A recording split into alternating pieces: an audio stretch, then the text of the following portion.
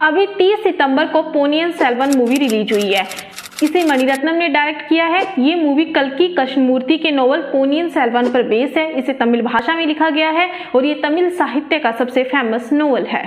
पोनियन सेल्वन का मतलब है पोनी का बेटा, मीन्स कावेरी का बेटा, जो कि अरुलमोझी वर्मन थे, जो कि बाद में राज राजा चोल के नाम से फेमस हुए थे। ये मूवी चोल राजवंशों के इतिहास पर है, जिनका दौर 2000 साल लंबा चला था, जिन्होंने केवल भारत पर ही नहीं Maldives, Sri Lanka, Malaysia, Thailand, Vietnam, Cambodia, Indonesia, Philippines, Singapore जैसे कई देशों पर भी राज किया था। मूवी की स्टार्टिंग में आपको थोड़ा सा कैरेक्टर्स को समझने में कंफ्यूजन हो सकती है, लेकिन जैसे जैसे मूवी आगे बढ़ती है वैसे वैसे आप सारे कैरेक्टर से फेमिलियर होते जाएंगे।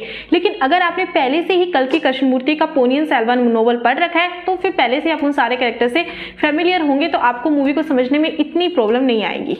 मैं आपको थोड़ा सा चोल राजवंशों का इंट्रो बता देती हूँ, ताकि जब आप मूवी देखने जाए तो आप थोड़ा सा पहले से उस मूवी के बारे में जानते हो। चोल राजवंशों के दौर को हम 4 भागों में देखते हैं। एक है 300 ईसा पूर्व से लेकर 200 ईस्वी तक, दूसरा है 200 ईस्वी से लेकर 800 ईस्वी तक, तीसरा है 848 ईस्वी से 1070 ईस्वी तक।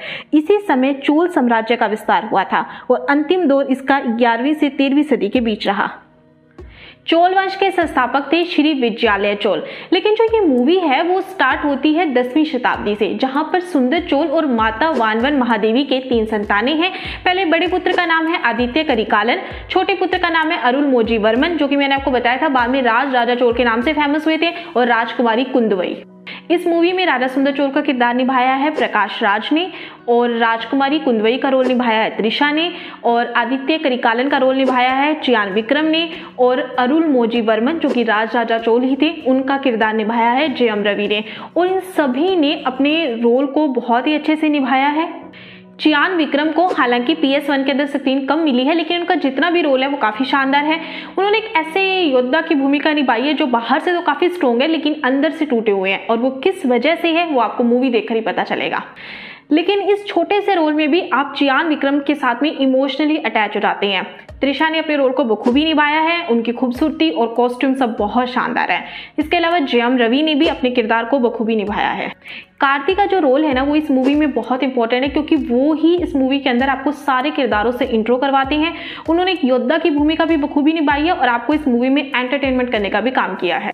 इस मूवी के अंदर पर्सनली जो मेरा सबसे फेवरेट कैरेक्टर है वो है ऐश्वर्या राय बच्चन का, जिन्होंने नंदिनी का रोल प्ले किया है, और वो सबसे इंटरेस्टिंग कैरेक्टर भी है। वो बहुत खूबसूरत दिख रही है, उनके कॉस्ट्यूम बहुत अच्छे हैं, और उसके अलावा वो जिस तरह से अपने माइंड से गेम खेल रही है ना मूवी में, वो सब बहुत इंटरेस्टिंग है। और इसके अलावा ऐश्वर्या राय बच्चन के पीछे जो BGM चलता है वो सच में बहुत शानदार है।